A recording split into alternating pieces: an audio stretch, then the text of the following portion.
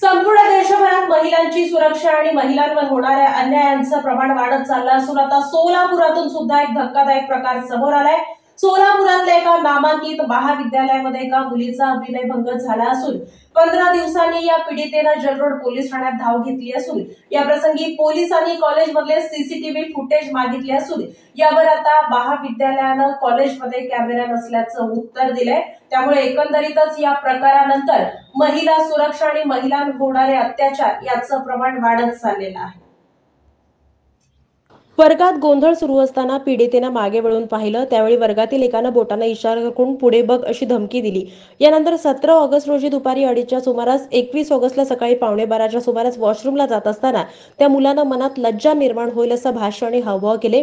घाबरलेल्या पीडितेनं 23 ऑगस्टला जेलरोड पोलिसात धाव घेऊन हकीकत सांगितली।